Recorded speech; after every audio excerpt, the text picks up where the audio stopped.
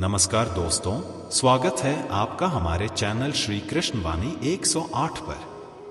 आज हम एक बहुत महत्वपूर्ण और आध्यात्मिक विषय पर चर्चा करेंगे। भगवान श्री कृष्ण की दृष्टि से सबसे बड़ा पुण्य क्या है? सबसे बड़ा पाप क्या है? सबसे बड़ी सेवा क्या है? और सबसे बड़ा तीर्थ कौन सा है? अगर आप भी इन गूढ़ प्रश्नों का उत्तर जानना चाहते हैं तो इस वीडियो को अंत तक जरूर देखें। साथ ही कमेंट में जय श्री राधे कृष्णा लिखना न भूलें। तो मित्रों, चलिए जानते हैं भगवान श्री कृष्ण की अनमोल शिक्षाएं। भगवान श्री कृष्ण ने गीता और अपने जीवन के माध्यम से जो उपदेश दिए हैं, उनमें से हमें यह सीख मिलती है कि किसी के दुख को दूर करना और अपने स्वार्थ से ऊपर उठकर दूसरों की भलाई करना ही सबसे बड़ा पुण्य है। जब हम निस्वार्थ भाव से सेवा करते हैं, तभी हमें सच्चा सुख और शांति प्राप्त होती है। अहंकार और ईर्ष्या सबसे बड़े पाप माने जाते हैं। श्री कृष्ण ने कहा है कि जब हम अपने भीतर के क्रोध और द्वेष को नियंत्रित नहीं कर पाते, तब हम अपने आत्मा से दूर हो जाते हैं। भक्तों और जरूरतमंदों की सहायता करना और अपने कर्मों से समाज को आगे बढ़ाना ही सबसे बड़ी सेवा है। अपने कर्तव्यों को पूरी निष्ठा और प्रेम से निभाना भगवान की सच्ची सेवा है। भगवान श्री कृष्ण ने कहा है कि सबसे बड़ा तीर्थ कोई स्थान नहीं है, बल्कि यह आपके हृदय के भीतर है।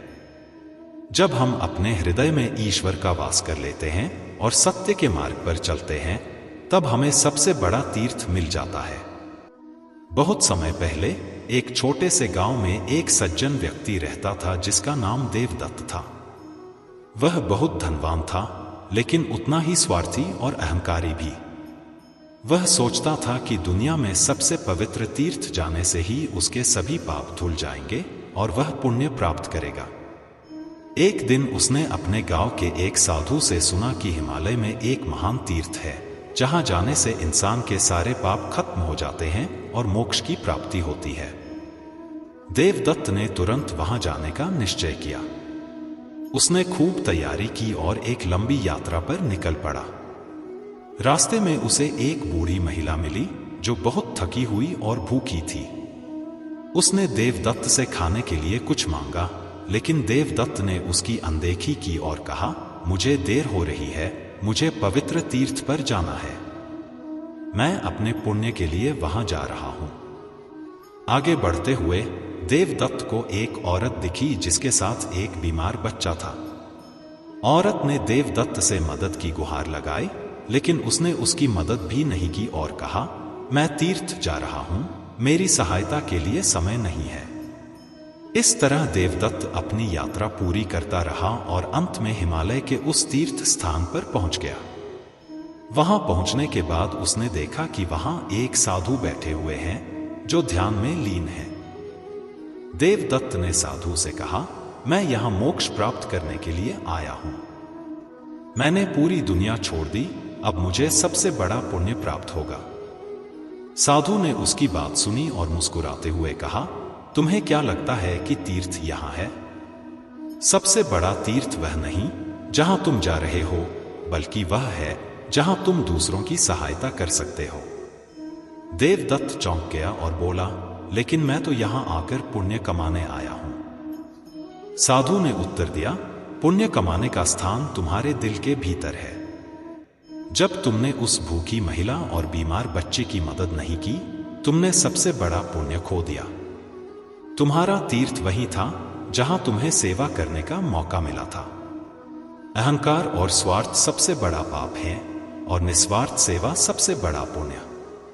यह सुनकर देवदत्त को अपनी गलती का एहसास हुआ। वह समझ गया कि असली तीर्थ उसके हृदय में है और उसकी यात्रा का उद्देश्य किसी पवित्र स्थान पर जाकर नहीं, बल्कि दूसरों की भलाई और सेवा करने में है। उस दिन से देवदत्त ने अपना जीवन दूसरों की सेवा में लगा दिया। उसने न केवल अपने गांव में बल्कि हर जगह जहां वह जा सकता था, जरूरतमंदों की मदद की। उसकी आत्मा अब शांत थी, क्योंकि उसने समझ लिया था कि सबसे बड़ा तीर्थ हृदय की पवित्रता और निस्वार्थ सेवा में है। तो दोस्तों, भगवान श्री कृष्ण की इन शिक्षाओं से हमें यह पता चलता है कि जीवन का उद्देश्य केवल धन संपत्ति नहीं है, बल्कि सच्चे पुण्य और सेवा से ही हमें मोक्ष प्राप्त होता है। दोस्तों, अगर आपको यह वीडियो पसंद आया हो तो इसे लाइक और शेयर जरूर करें और कमेंट में जय श्री राधे कृष्णा लिखना न भूलें। इस चैनल को सब्सक्राइब करें ताकि आप इसी तरह की और भी प्रेरणादायक जानकारियां प्राप्त कर सकें। धन्यवाद और मिलते हैं अगले वीडियो में।